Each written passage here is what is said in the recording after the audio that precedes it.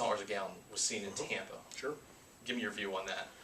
Well, it's a nightmare. I mean, gas really drives our economy. Be it transportation, people, especially in an economy like Florida, where travel, tourism makes up a big part of our economy. A higher gas price does cause problems, and that's number one. And a lot of the home utility costs. I mean, when you see here natural gas, the cost of that, it's problematic because I think it was 2007 when newly elected Governor Chris had signed an executive order prohibiting the creation of new coal plants.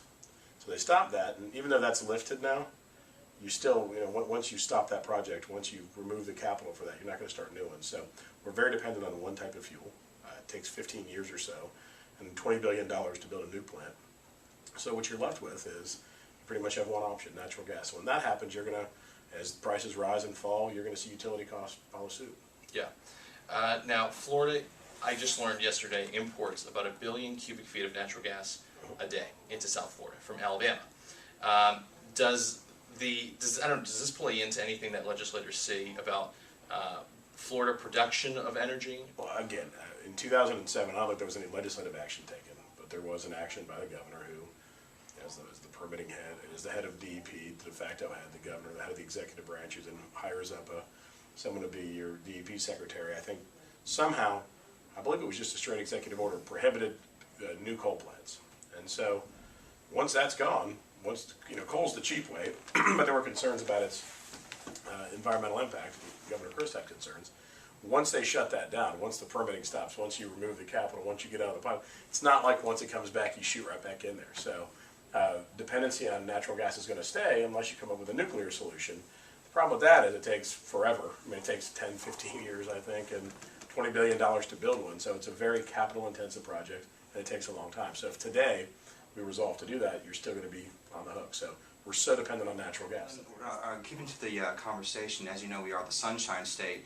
How do you see development of solar energy? As you know, there are 2 new proposals for this being two solar farms being built in Florida.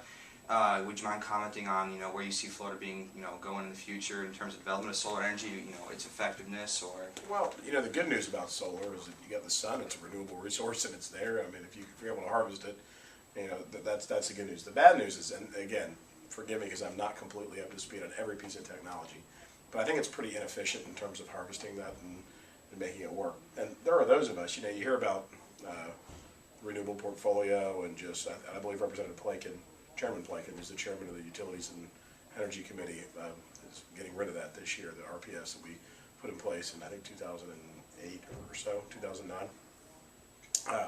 But a big part of it is, it's pretty much the option we have. There's I'm sorry, I'm referring to solar. Until you get to a point where there is some similarity in pricing, you're always going to have a problem because you have to have government subsidy to go do that. And while it's a good and admirable goal, in this economy, I don't think we need to be piling on more costs, for some theoretical return down the road.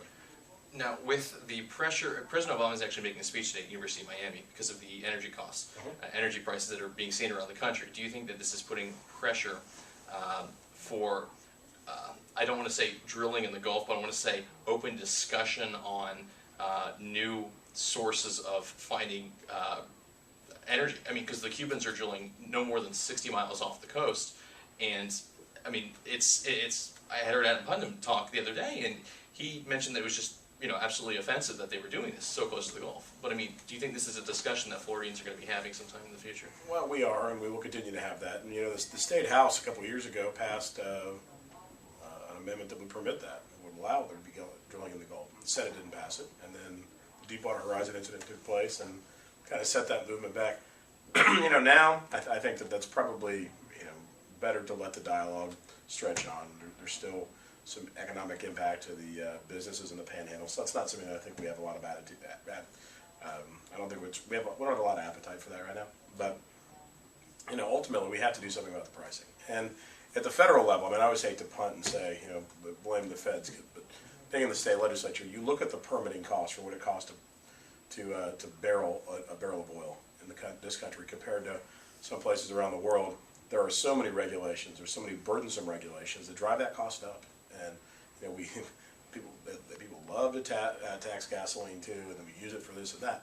There is so much that goes into that ultimately, I think there's, just the act of actually going into the ground and digging up a barrel of gasoline and selling it, or I guess of oil, it's a small part of the price. Really, the regulation's what drives so much expense. So, ultimately, I think we have to look and say, hey, if we're going to be in an economy that's dependent on transportation, on travel, if it's going to be a huge part of what our citizens deal with, we probably have to address that. I mean, I don't think we can just turn a blind eye. And when, in the late 90s, when a gallon of gas was 98 cents, which is, $1.05, I mean, I was seeing that stuff. Perhaps there was some appetite for that, but nowadays, I mean, it's just so burdensome, and I think they have to really look at peeling that back. So in your opinion, can I ask, what will the Florida legislature do to address concerns with rising energy costs and just possible solutions that you might have or you guys might be working on in the future? Just coming from you. Well, hopefully, I mean, and again, the way this system in the state of Florida is set up, when it comes to the cost of fuel, as it goes to your homes, you pay your power bill as the lights come on. We have a public service commission, and I think the public service commission's done a good job. It's a good group. I know them. I know those folks over there, and I think they're very desirous of seeing utilities look at things like nuclear. I think that having that is a good thing. But realize that the cost of energy, if you will, is a byproduct of other things, of commodity markets, of supply and demand, and of root costs, underlying regulatory costs and all those things. So the state of Florida, I think, is going to try and be aggressive and really encouraging the Public Service Commission to dial into things like nuclear, because while there's a huge upfront expense, after that it builds down and you're able to stabilize, and you're not so dependent on fluctuations in natural gas pricing. And that's the direction we're going to move. But anyone who tells you there's a quick fix for this is lying. And there is simply no elegant solution that, if implemented, would fix the problem right now. Absolutely. Any last thoughts on energy with Florida? Well, I'm glad you guys are dialing into it. I mean, it's a nuanced issue, and by the time you wrap your arms around all the elements of it, and understand rate of return on investment for utility companies, and them being able to recapture it before they ever actually spend the money in the first place, by the time you get into all those things, you can see it's just not a simple issue. But having good people who understand conservative principles and try to advocate for that helps. Thank you. Absolutely. Representative, thank you so much. Appreciate it. Thank you.